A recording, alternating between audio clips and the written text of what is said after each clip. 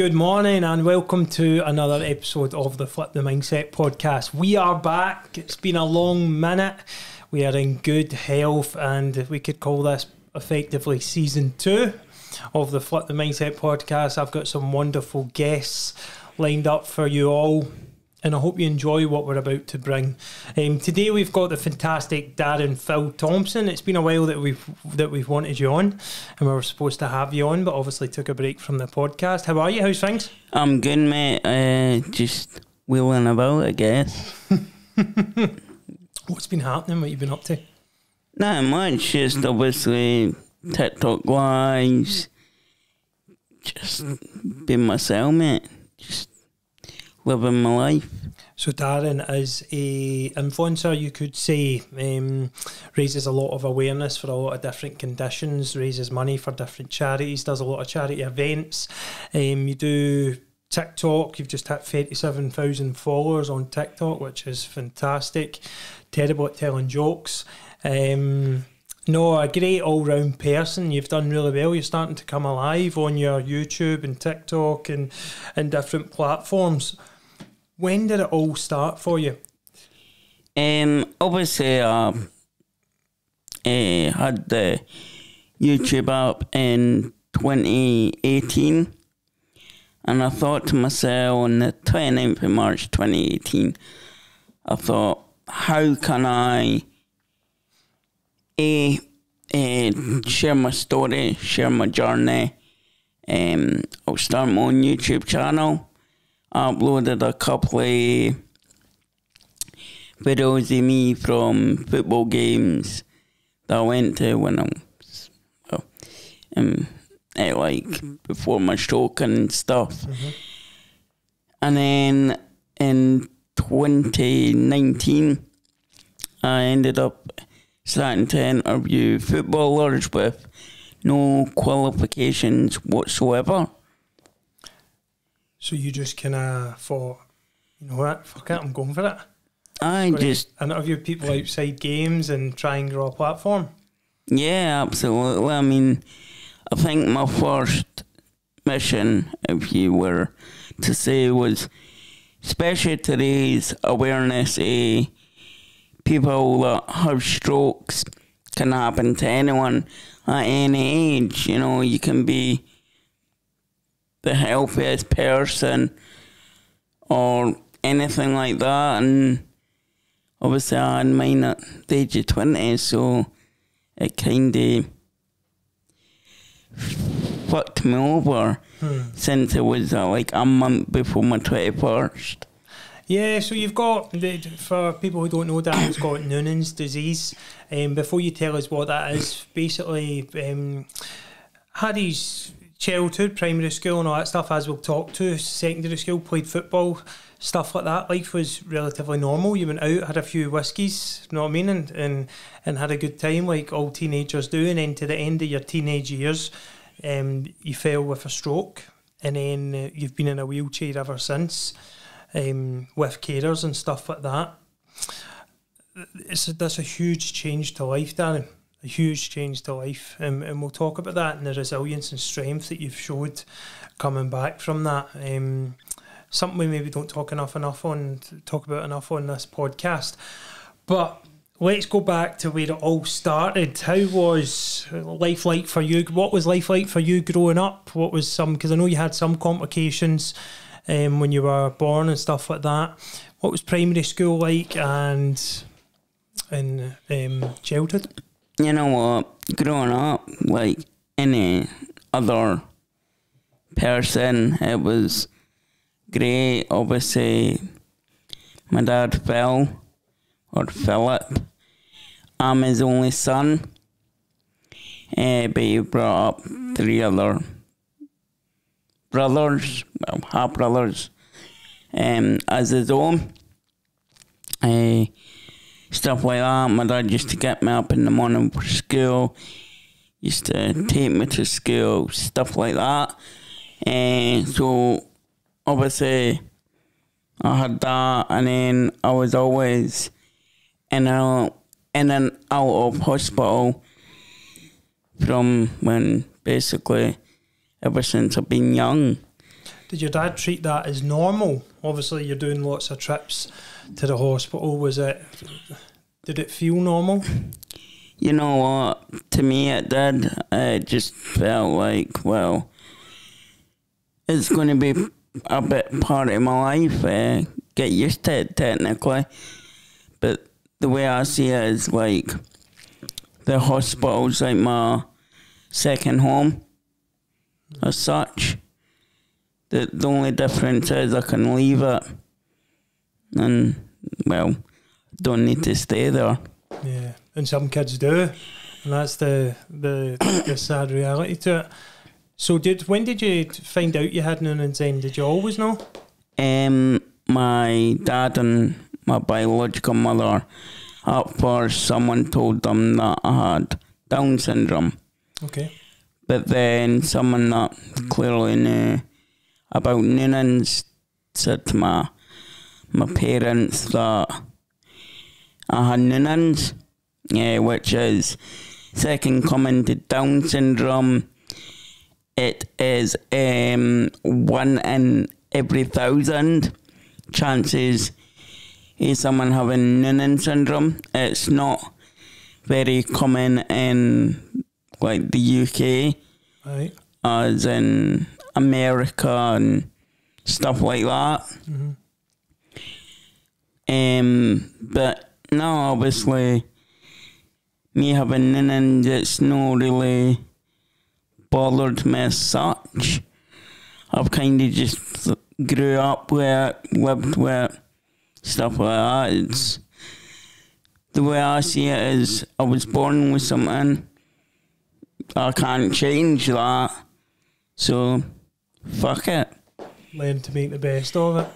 You know, I love that. I love that mindset. And yeah, because obviously I know you now and I'm friends with you now and we talk quite a lot. You don't let much faze you and you use everything to your advantage.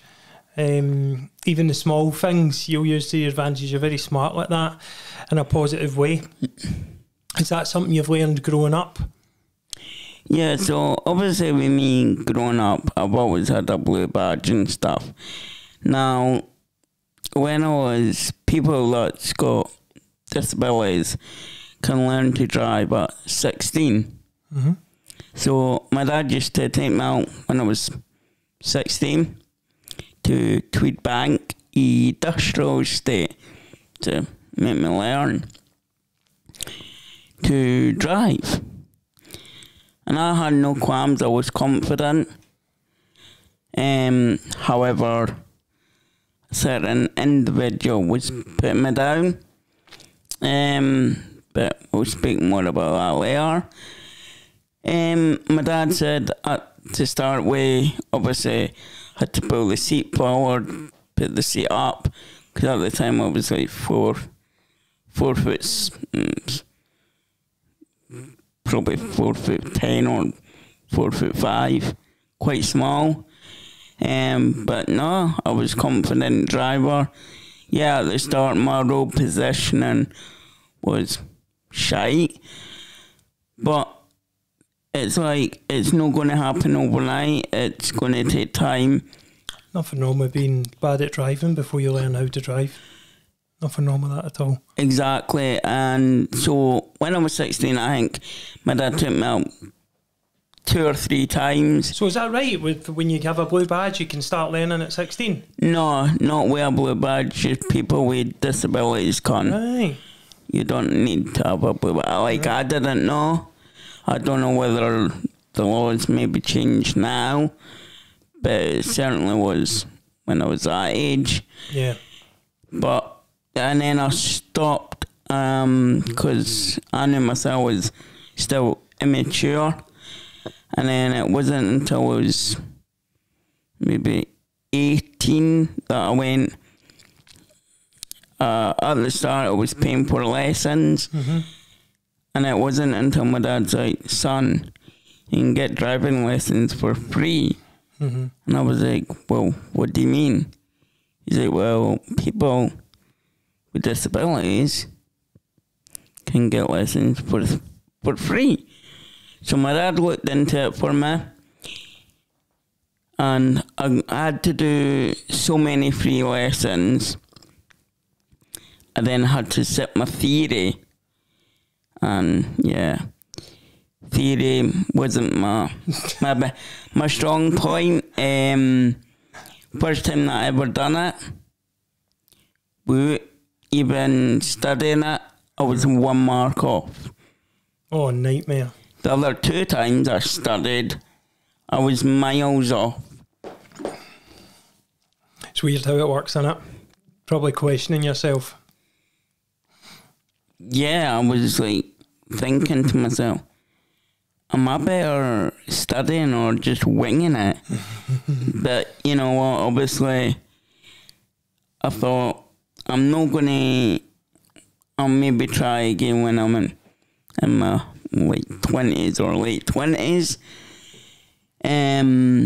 But how was primary school for you then? Primary school, for me, obviously, being small, wearing glasses, having bright ginger hair, it was kind of difficult. Right. In terms of, I got bullied, basically, throughout my school life in primary. And I believe when I was in primary 1 or 2, this guy was bullying me before we lined up to go inside. So I punched him in the nose. And, right. well, burst his nose. But he tried to say that he had a bleeding nose the morning before I punched him. Oh, well.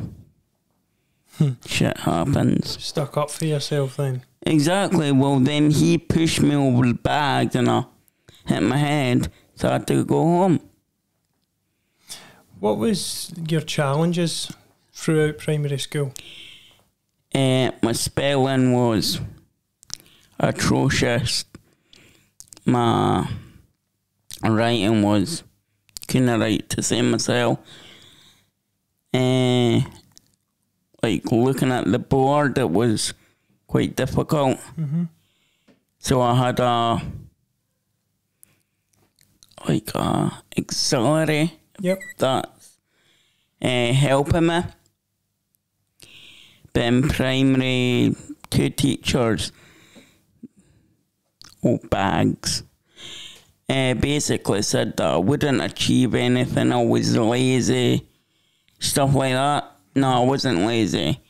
I had an attention span where when I got loads of information chucked at me at once, I'd just switch off. Mm-hmm. But yeah, they clearly didn't know what would happen in years to come. Yeah, I think it's probably a misunderstanding, you know, like a lot of kids with disabilities are misunderstood at school. We had a boy in my class growing up, and I remember him quite vividly being called lazy. He was quite heavily disabled, and I can't remember what the condition was, but he was anything but lazy. He did try, it's just that he really struggled, and he maybe acted in a way that he didn't want people around him to see them struggles. Do you know what I mean? So maybe that's why some of the teachers acted the way they did, but it wasn't fair, and I can remember that vividly. What about so you're coming up through primary school, P7. Oh, you had something else to deal with in primary school. You were talking about, and this is something that many kids might go through, the incontinence stage of it in P2, P3 was it? It was either P2 or P3 now. With me, I don't know why I done it, but sometimes I didn't know when I needed the toilet. And sometimes, well, I shit myself. Fuck yeah. But then I remember when you first told me that, and you were like, you put a funny spin on it, But it's real serious. But then I thought to myself, well, shit happens. But then I thought, I ain't going to be the cunt to clean myself up. I'm going to make someone else wipe Mars. And I like how you put the funny side to it, but that's scary for many people. You know, it's scary. It's not. It's almost, for many people, that's their worst nightmare. And you've been through that, and I've known a few people in school to be through similar, and it must be a very scary place to be, going through that kind of thing, having to hide it, as you say. You hid it, but who is there to see when stuff like that happens, and you have got a condition, or you're going through some stuff? Who is there to talk to? Is there an out for you? No, so basically, when it used to happen, sometimes it would smell. So it was a bit obvious, but I tried to make sure no one knew it was me. But and I would go and... Oh, Tommy! What was that? No, but I used to go to the teacher, be like, I've had an accident, kind of go to the office. They were brilliant. They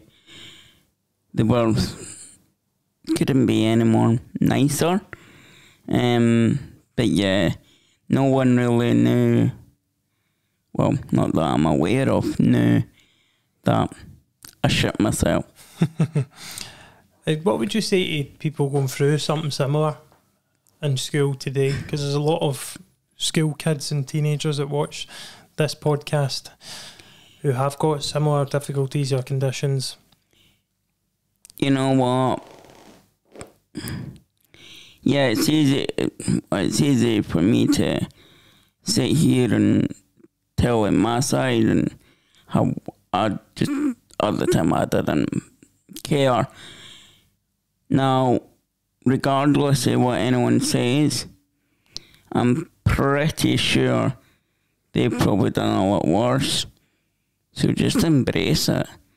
At the end of the day, it's not you that's cleaning up after you. So, just, you know what, just wing it, nah. It's brilliant. Nah, just wing it, man. I think that's what a lot of people have fallen in love with, your kind of blunt, kind of dark humoric side, and many people didn't understand it at first, didn't they not? You get a bit of stick for that, but when you talk to you for a while, you start getting it. I've done it as well, man. I was in the gym, in Pure Gym, squatting. I told you this story, didn't I? Mm-hmm. 200 kilo on the bar, squatting with my mate Chris Beattie. Went down, brilliant, good rep. Went down, good rep, felt a fart coming on. Went down, farted, shat myself, ran to the toilet. Chris's face, man, he went beach ready. He went so red, and he's looking at me, and it was like a 2-second look, but it lasted like 20 seconds, and he's like, no, and I'm going, yeah. He's like, no. And then he's helped me put the bar on. He's went to sit down, and I've sprinted to the toilet, got into the toilet, cleaned myself, right, boxers off, boxers in the bin that was there. Went to wipe my arse, no toilet roll. Brutal. Socks off job, fucking straight back out. So you're right, there's many people that have been through similar. So it's just to kind of put a more lightheartedness on the difficulties, because it's maybe not talked about enough, the people that have got conditions such as yourself. So the transition into secondary school, you'd been up for a few visits and stuff, which was good, so that was pretty smooth, you said. What were some of the experiences and difficulties and good times in there? You know what? High school was probably the more... Obviously, I went up for a couple of visits, and a lot of people knew me. already up there. Majority through my brother, Ryan. Yeah, I believe. No, I think he had left school at that time. My brother had obviously left high school at that time, but a lot of his friends knew me. So I got looked after, I got a lift pass, I got out 5 minutes early in case I got crushed. Stuff like that. I got to take someone out with me, like, to make sure I got there, but it was pretty much when I got out. And my old teachers may be watching. When you let me out 5 minutes early, I used to go for a fag before I went to my second class. So I didn't know you smoked when you were younger. Aye. Well, you done all sorts of stuff like that when you were young, didn't you? Yeah. Here's a question. See, when you were, obviously, before pre-stroke, you could walk, Yes. run. You looked... 12. Normal isn't the word to use. What I'm trying to say is you looked able, right? Did people treat you differently then than they do now?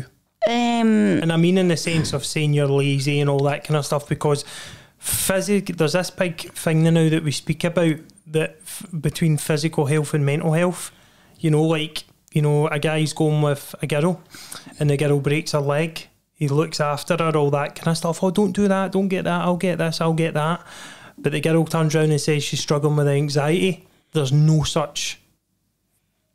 really that compassion or that kind of compromise or attention to detail as there would be with a physical condition. So do you feel, because you had Noonans in both times, you know, you had Noonans pre-stroke and post-stroke. Yeah. Well, I lived with Noonan. Well, exactly. So, but do you feel people treated you different before? You know what? Like, after I left school and done whatever, I had a lot of friends, and when I went to nightclubs, I always used to get free drinks. Now, the people that really know me, like my true friends, they still see me for me.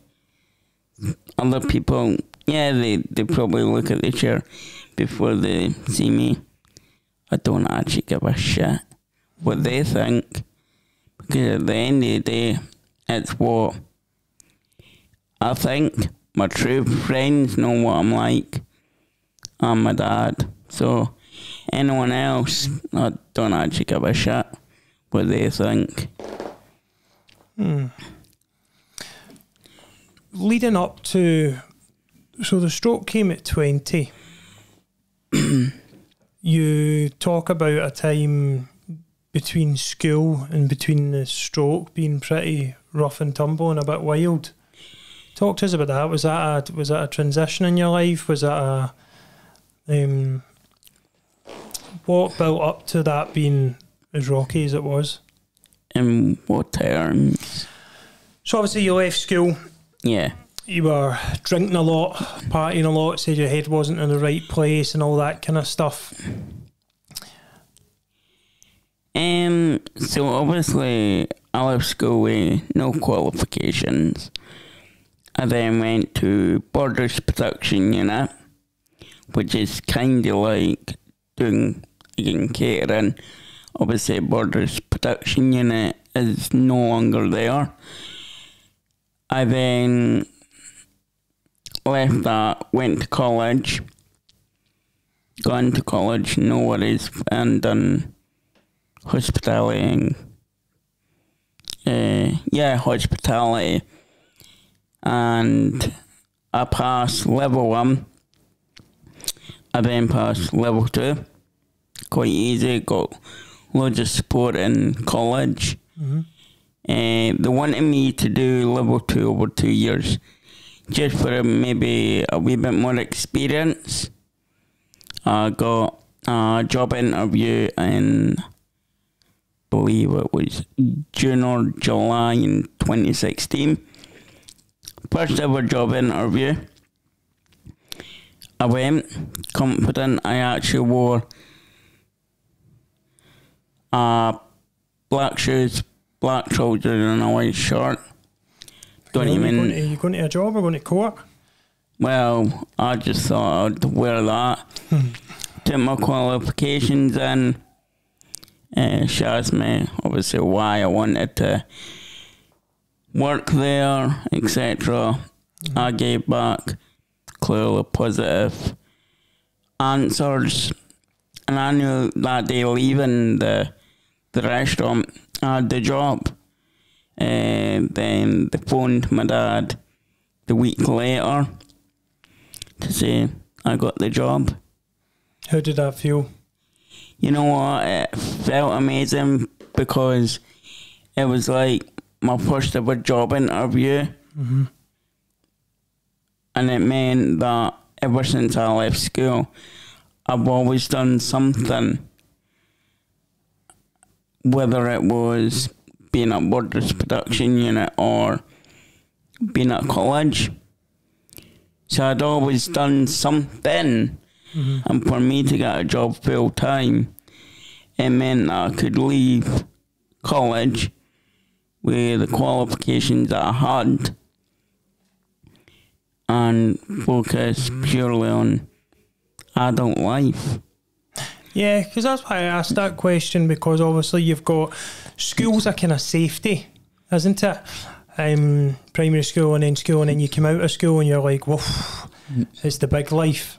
And that's when you can soon realise that you've maybe not got the care or the attention to the finer hardships and details in life, and you have to go it yourself. So getting that job must have been fantastic, coming out of school with no qualifications, getting the job, and then you're kind of starting to brand yourself, you know, and become a part of society.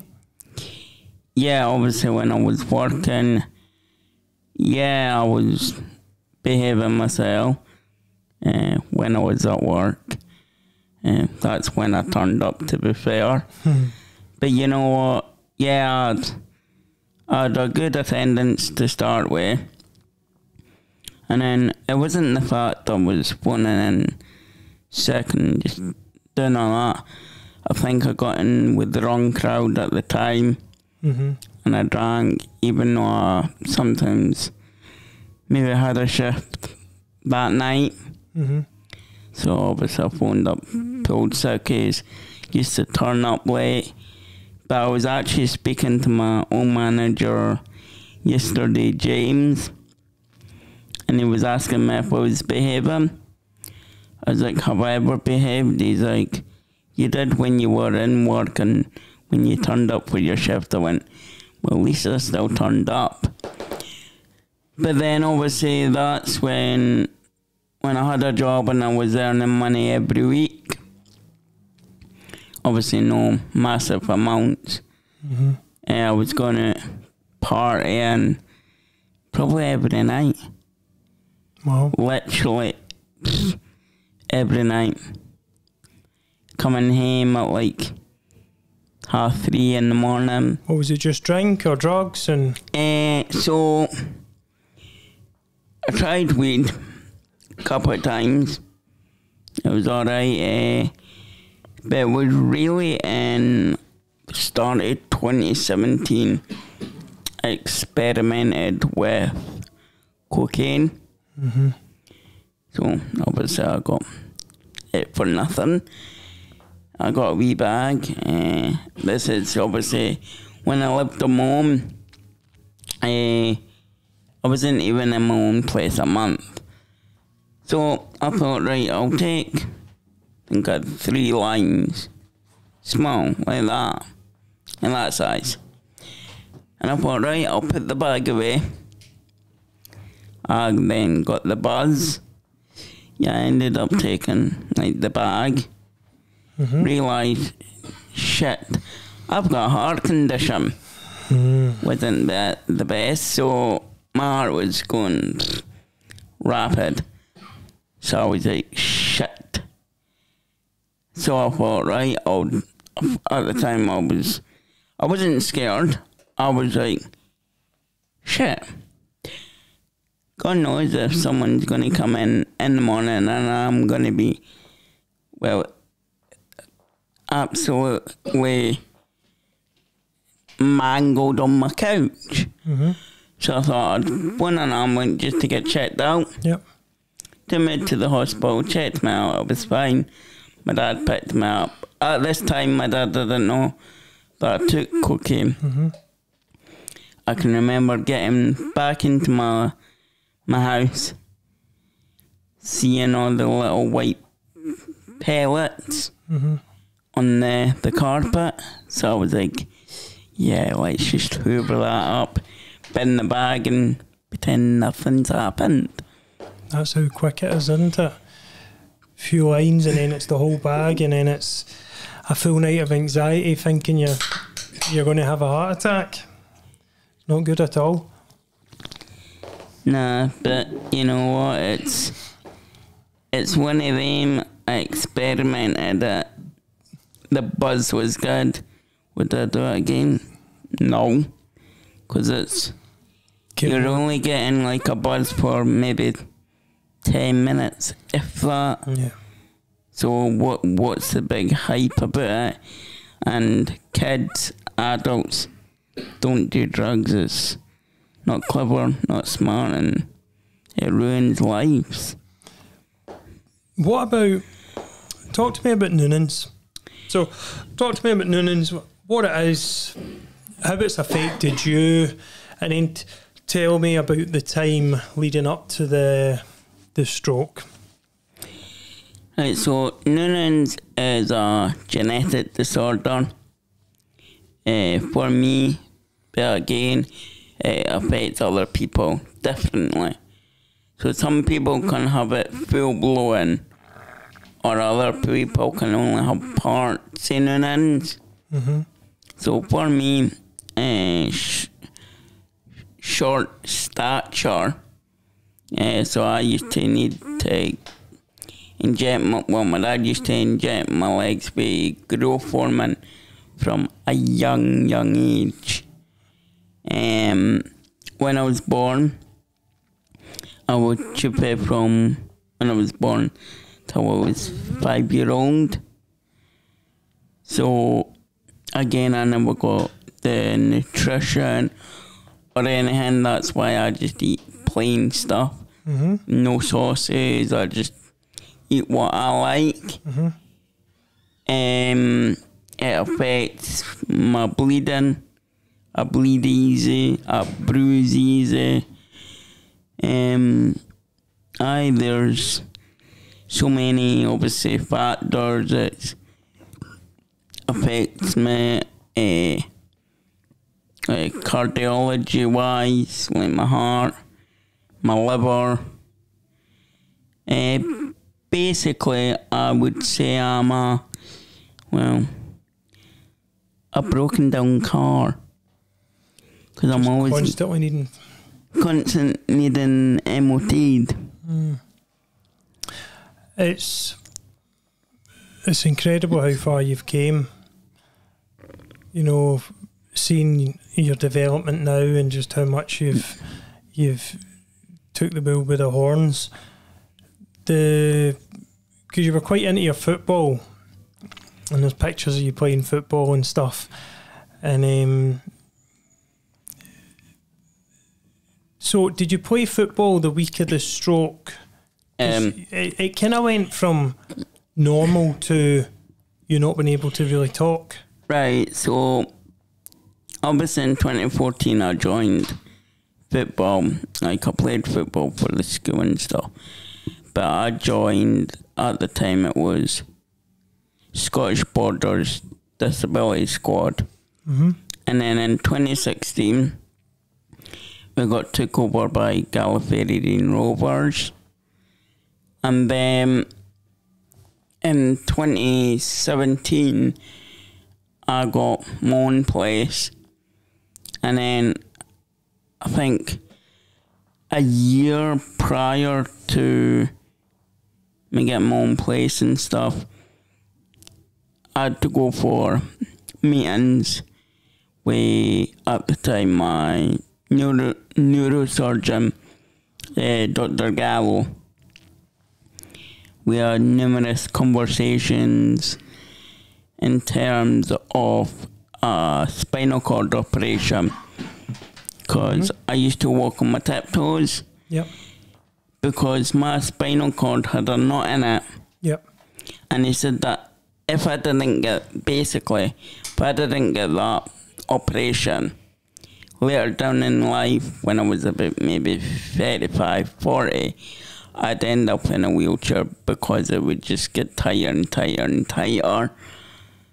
So the procedure was in 2017. So wait a minute, they've offered you an operation to sort a knot in the spine. Yep. Right?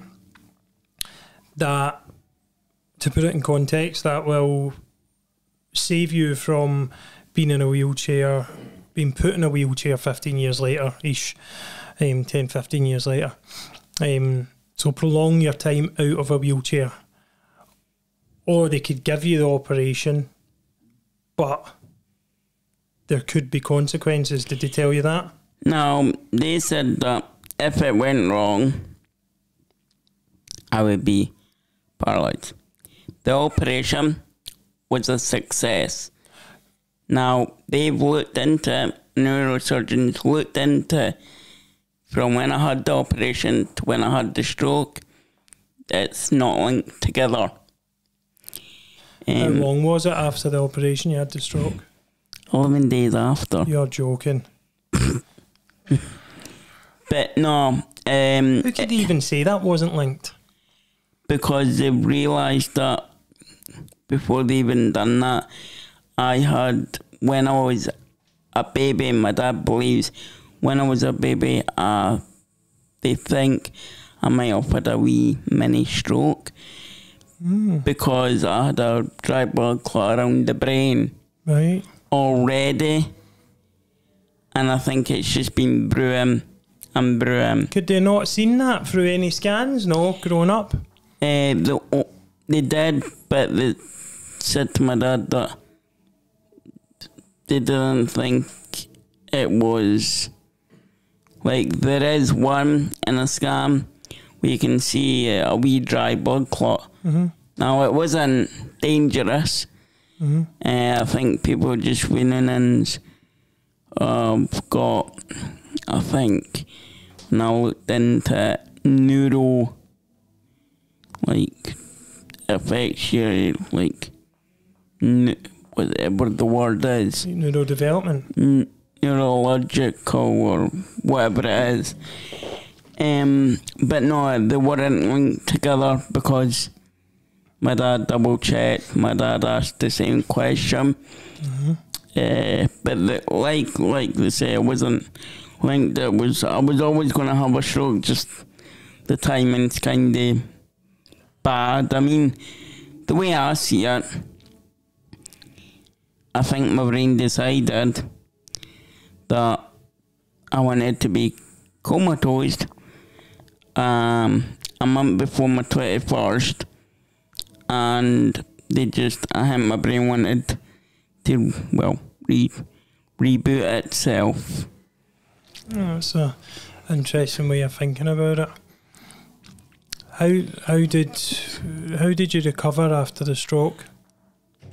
Well, when I had the stroke, it was very weird. Like, were you on the football field when you had it? No. So, on the 5th of June, I was at home. My friend Michael Allison was in my house as well. I was lying on the floor. He was on my couch, just watching YouTube. I was obviously sore and kinda and I think it was 7:15. I started to get a sore head here, but I thought just a sore head. My mate Mike was like, "Have you eaten anything?" I was like, no, because I wasn't hungry. And then 15, 20 minutes passed. I tried to sit up, and I couldn't feel the left-hand side.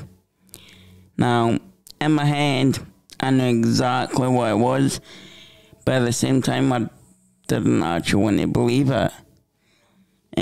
So I was like, Michael, come here. So my mate Michael's lifted up my arm, and it just dropped. I went, phone my dad. Wow. So my dad came to my house.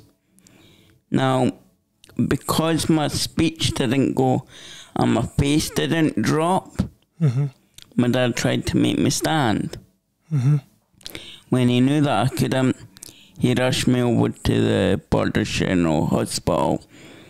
Now, the last memory I have of being in the Borders General Hospital was throwing up black stuff and telling my dad to put his hand under my head to stop the banging. That's the last memory I have of that. Now, what my dad's told me is he got a phone call at 4 o'clock in the morning to basically say there was nothing anyone else could do. That's obviously when my dad went to the hospital and just said to them, phone Edinburgh, phone his neurosurgeon. And I am going to put this out there. My biological mother turned around to my dad. Now, before I get to this, my dad said to me when I ended up in the hospital, do you want me to let your mother know? I was like, no. So my dad, when I became unresponsive, he's took that decision out of my hands. He's told her. She then kicked off and was like, why am I only getting told now? And then because my dad's told them to phone Edinburgh and phone my neurosurgeon, Fiona's went, they've just said there's nothing anyone can bloody do. So she was prepared to let me die, where my dad knew that people, i.e. my neurosurgeon, who, bear in mind, is one of the best in Europe, saved my life. Now, if it was down to Fiona, because they both had, I think it's called guardianship. You'd be dead. Yeah. How did they save your life? So, I was in a proper coma for 2 weeks. But can you remember any of the coma? Yeah. Can you? Yeah, but before I get to that, so they rushed me up. This is obviously what my dad's told me. They've rushed me up to the Western General at 5:05 in the morning. Blues all the way. The police closed the road off, and they actually put me straight through to an emergency operation, where they basically done an operation in my head to drain the fluid. And then I believe at the time my neurosurgeon decided to take over my care. Other doctors was telling him that he was wasting his time, stuff like that. Now, at the time, no one knew whether I was going to live or die. My neurosurgeon said to my dad that he was only giving me a 3% chance survival. 3%. Now, whilst I was in the coma, I caught pneumonia, caught sepsis. My heart rate hit 190 for 3 days straight. Wow. And then on Father's Day, I kind of woke up. But the same day, I had the relapse. that's where I woke up and just went straight back to sleep. That's when my neurosurgeon went back into my head to do the drain again, and he said to my dad, if this operation doesn't work, he ain't waking up again. Now, when I was in the coma, I could hear my dad, hear my friends, stuff talk to me. Now, at the time, it was like being in a realistic dream. You know, like the dreams where you actually believe you're there. Yeah, the real vivid ones. Yeah. Well, it was like that. Now, for me, I was like, I can remember it, but I couldn't wake up, couldn't move. It was weird. It was pretty scary. Because, like, I was thinking to myself, well, say thinking, but what the fuck? Like, am I gonna die or what? So, obviously he put me in a religious coma for 3 months after he'd done the operation. And then obviously when I eventually woke up the second time, when I woke up, I generally thought it was the next again day, personally. The only thing that I knew, I generally thought I changed rooms, because it was a different bloody room, and well, different nurses. And then I can't remember how I found out. It was like 3 months later. I think maybe it was my dad that showed like me my birthday cards and stuff. I can't remember how. I think he told me. I think he went when I woke up. That's a long sleep, son. You've been sleeping for 3 months. And in my head at the time I can't talk, because I've still got tubes in my nose. And in my head I'm like, what do you mean? Slept for 3 months.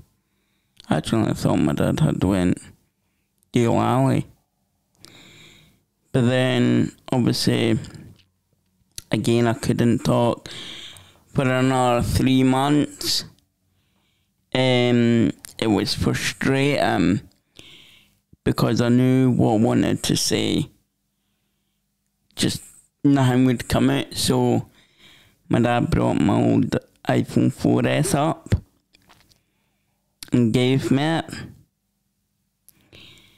Now, he would phone me, but at the time, the only way I could communicate was either doing that or blinking or doing that. So the nurse used to answer the phone for me, and it would be a normal phone call, and I'd just be like that. And my dad's like, son, I can't see, you're going to have to try and talk. So a couple of times I did try and say something, but nothing really made any sense. I think once I was trying to say hi and I'm like, just... Yep. And then one day my dad's like, what are hearts? I was like, hearts are shit. But it was so like soft and quiet. I was like, when I first said it, I'm like, what the fuck? And it was, you know what, it felt good. Nice moment. Saying that, finally being like, thank fuck I can speak. Yeah. Everyone else going, fuck, he can speak. No. But then obviously my voice got stronger and stronger. So you had voice box damage then? What were you dealing with post-stroke? Was it obviously you were paralysed? So you weren't paralysed, you could use your, is it your left leg you used to stand? Your right leg? when you were doing the... Remember you texted me the video of you standing on one leg? Oh, well, after my stroke. After, post-stroke. Oh, so obviously that was like a couple of years down the line. So I couldn't sit up, didn't have feeling. Well, you didn't have feeling anywhere? Just down the left-hand side still. And then I think it was mid-September. Yeah, it was either end of September, beginning of October when I got transferred back down to the Borders General Hospital. So I was closer to home. Mm-hmm. Now it was either that or Ashley Ainsley, but they figured out that they could both do the same job. Mm-hmm. So I got transferred down to the Borders General. Again, couldn't sit up, I couldn't do anything, to be fair. And then obviously, when I got out of hospital on the 1st of December 2017, my dad had to build a wheelchair of 3 or 4. Now that was just to get me out. Mm-hmm. And then the year later, I got this wheelchair, which was a lot better. But yeah, when I got out of hospital, 1st of December, prior to me getting out of hospital on the 1st of December, they allowed my dad, a couple of weeks prior, letting me out for my lunch with my dad. Mm-hmm. And I got to go home, at my dad's, to watch a football, whatever. And then, obviously, my dad had to take me back at night, which was shit. And then, on the 1st of December, when I got out, my dad decided to take me shopping. Now, it was a scary thought for me, because I was like, how's my friends going to look at me? Like, how's other people going to look at me? You know what I mean? Mm-hmm. It was quite hard. Obviously, I still lie on a profiling bed, but it's just a normal mattress, where when my dad was my full-time carer, yep, I was on an airflow mattress. My dad had to turn me at night. He had to... I had to learn to sit up on my own. Honestly, so much hard work between me, my dad, and the physios to basically get where I am today. Every 3 months I get Botox in the left side into the muscles, and that sort of relaxes them and loosens them. Mm-hmm. And in back end of 2018, beginning of 2019, I got full feeling back in the left hand side. Wow. How did that feel? Well, at first, obviously, I was in the stroke chair, a big green chair, and when I was sitting, I thought, maybe I had pins and needles. I felt like it. So I lifted up my leg. I put the left leg across my right, and I tickled my foot. Because when I used to do it, I couldn't really feel anything. So I tickled my foot, and my foot jerked. I was like, holy shit. It felt good getting feeling back, man. You talk, or should I say, you don't talk too much about your dad on TikTok.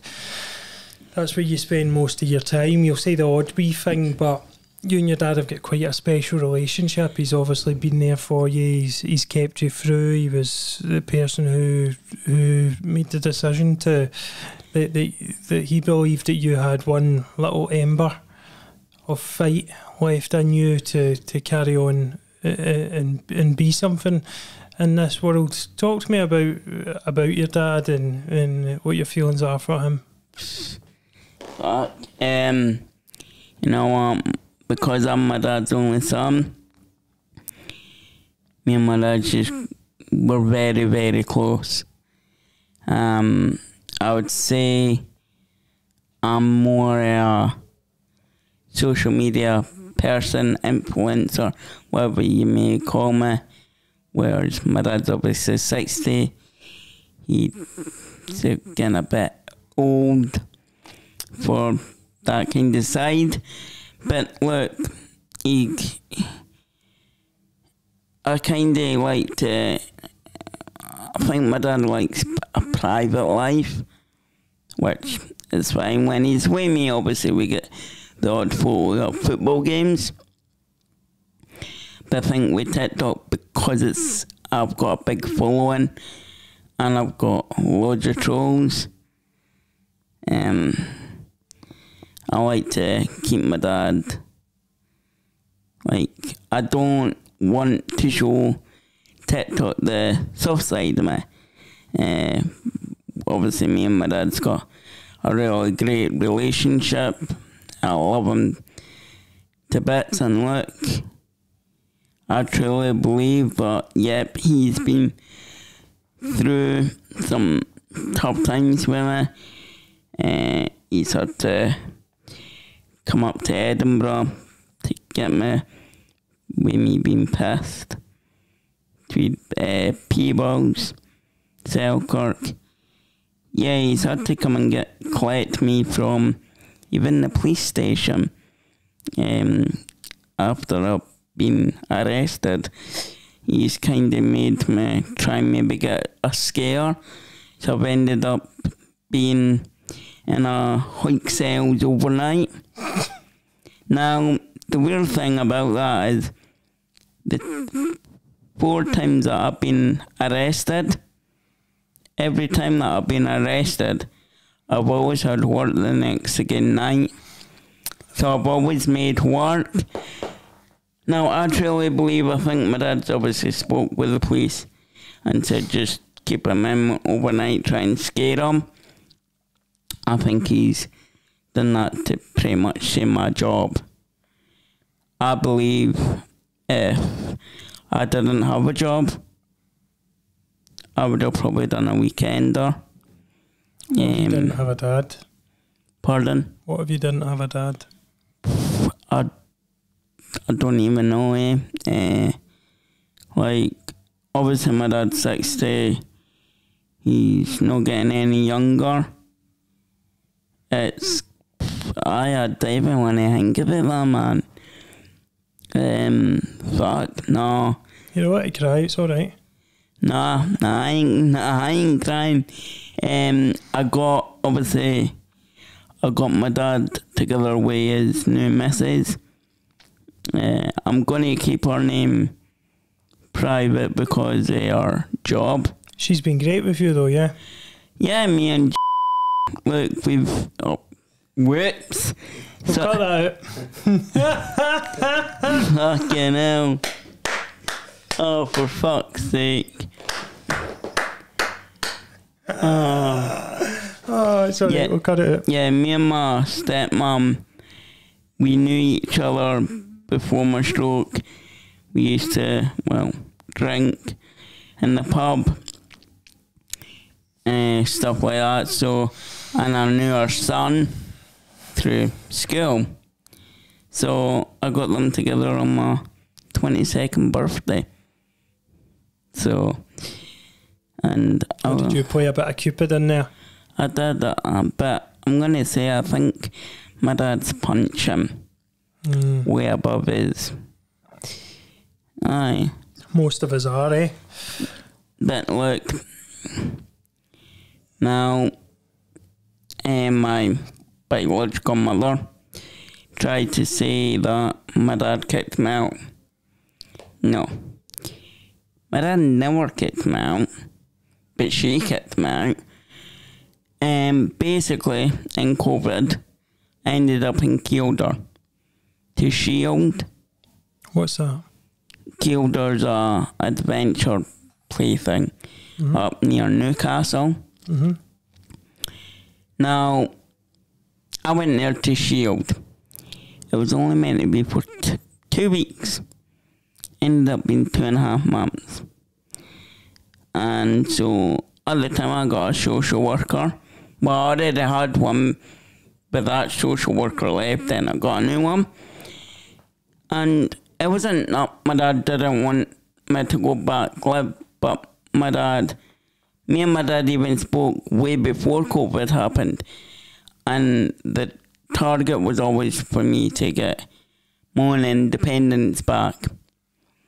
Now, my dad at the time wasn't sure whether me living on my own was good. Maybe he thought I would need a lot more care. So I ended up in temporary shared accommodation. Now, that was a shit show from start to finish. It was not a place for me because the other person got 24-hour care, and they had to do others. Difficult. Pardon? So it was difficult.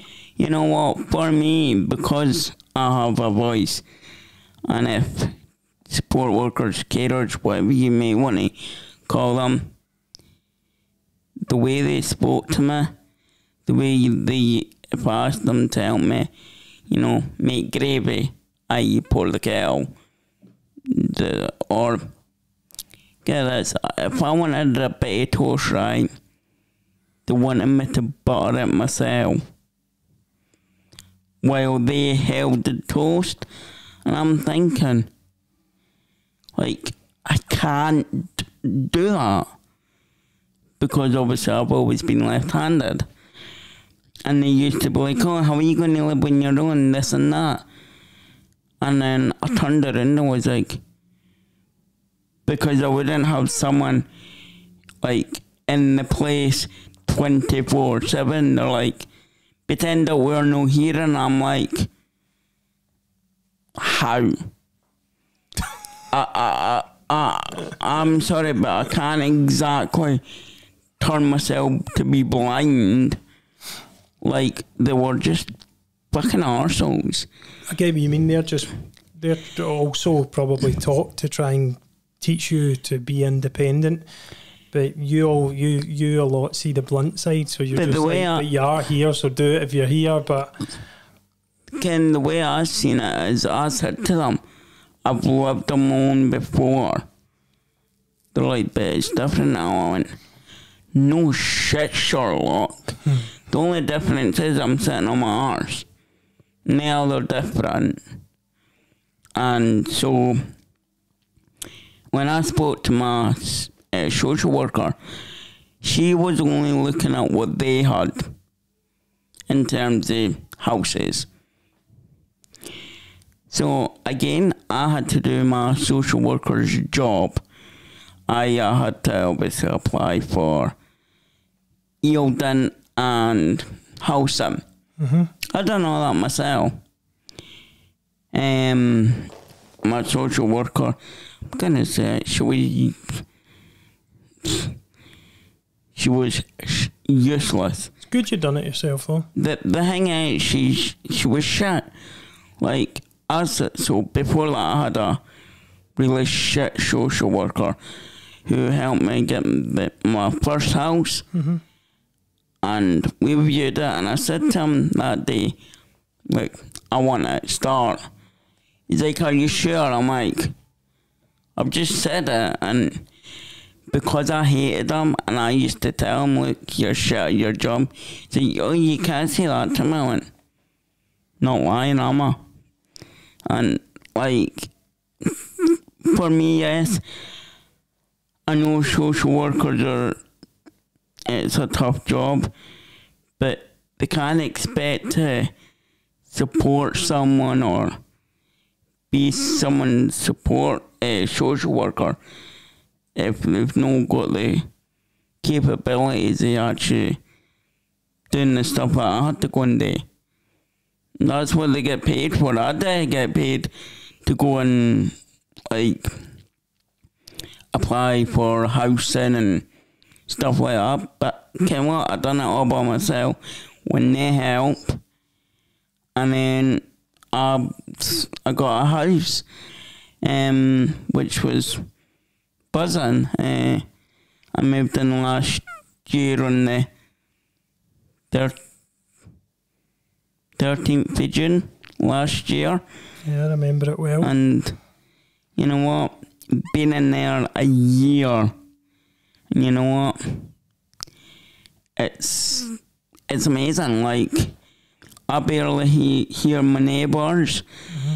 Now, yes, it's a flat, but there's only 1 bedroom flat, and I've got that. Mm-hmm. And it's not even in the same block of flats where the buzzer is. I've got my own front door. So that's even better. And you know what? The people at Henderside, they can't say shit. Because, look, I wash my floors every day. But like every second day. But I brush every day. I do my dishes. Obviously, I get support doing my dishes. Like, I wash, but they'll dry. I put in food in the oven. Like, yeah, I've watched you do a lot of this. Like, I do my shopping online. Yeah, sometimes I'll go and get it. But sometimes, because I'm not lazy, I'll do an online shop. Mm-hmm. Sometimes it's quicker for me if I've got maybe hospital appointments or other stuff, whereas I can just do it. And look, I get an hour support in the morning. That's just to get me up, showered, dressed.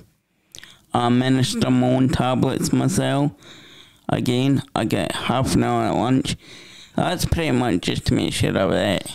You seem really passionate about this stuff. Probably the most passionate I've seen you. Is that something like to do with your independence that you're... You know what? Yeah, my independence kind of got taken away from me for about maybe 4 or 5 years. Well, maybe 4 years. I couldn't do anything. Well, for 7 months, plus the time that I was still living with my dad and stuff. But just because I'm in a wheelchair, just because I've only got the use of my right hand side, doesn't mean that I can't live on my own. I've done it for a year and, well, I can't recall, like, being, like, not being able to do something. Because, yes, I've always got my support there to maybe help me with my hanging up my washer. Yeah. But, like, other than that, I love my own independence. I can do what I want when I want. Mm-hmm. So what's your goal? What do you want to achieve? You know what? Obviously I do exercises. I'm hoping to try, if I do more exercises, quite a lot more, and hit the gym more, to hopefully see if I can try and stand maybe middle of next year. Now, yeah, it's going to be tough. Now, my dad, like, he's not putting me down. He said he doesn't think I've got signals from the brain going to my left hip, which is understandable, because he thinks that side of the brain's fucked. Mm-hmm. But he said to me, son, try. At least if you try and you can't do it, then you can't say that you've not tried. Now, I believe that I will stand again and I will walk again. Yes, I probably won't be able to walk as far. I'll walk probably with a limp. I'll still need, the chair. But even if I can stand on my own again, that'll make a huge difference to my life. Like, massive. Who put that belief back into you? Probably you as well. No, like... You'll be going down the wing soon, putting crosses in. Like, it's not that, like, my dad's, like, tell me, I will work. That's what he thinks. He needs to be realistic as well. He's seen it all. He knows 10 times more than anyone else. He knows. I think he's being realistic and he thinks that, well, I'm in a fairyland. Miracles do happen. But, what? To be fair, the old man, he's 60, he's probably, right, I probably won't stand again. But then if I do, hopefully he doesn't have a bloody heart attack. Mm-hmm. One day I woke up to his door. Hi, Dad. That would be a story, wouldn't it? Look, and with me, I'll touch on it again. With me in 2018, I contacted the Sun just to share my story. And then in 2019, now, when I was younger, I've been in the paper when I was like a toddler kind of thing. And it only made the Sun and Daily Record. Mm-hmm. So me and my dad just thought, I'll just end up in 2 papers. Yeah, it wasn't until I woke up, someone had tagged me with an article of me in Australia. Wow. And it's like, you know what, every milestone or every achievement I do, of course I'll contact the papers, tell the papers, because I'm raising awareness as well. It's not just about publicity for me. Well, a wee bit is, but majority it's raising awareness.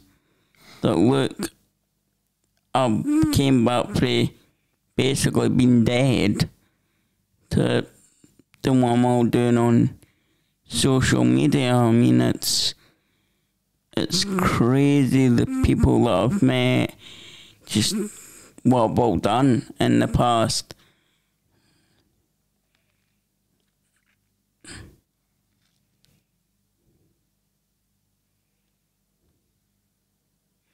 In the past, 5 years that I've done social media for. It's mad. What, before we wrap it up, what do you think the next couple of years looks like for you? What way are you going to expand your platforms? What awareness are you wanting to? Are you going to branch out? Are you going to, because I know you do most of your work for the stroke ward and stuff, your awareness, what's your plan? What are you thinking? I know it was a Coven brand, but you kind of shut that down. No, I've not shut it down. I've still got it, but at the moment I'm not promoting it as much. Because what I want to do is I want to look at what's selling and what's not selling. Mm-hmm. And then bring out bigger and better items. Is your YouTube a big thing? Are you wanting to get back into YouTube? Yeah, so obviously I'm still doing match day vlogs, love doing that. But I want to do more interviews with football personalities. I want to try and aim big as I can. Try and interview the likes of John McGinn, maybe Jack Grealish, people like that.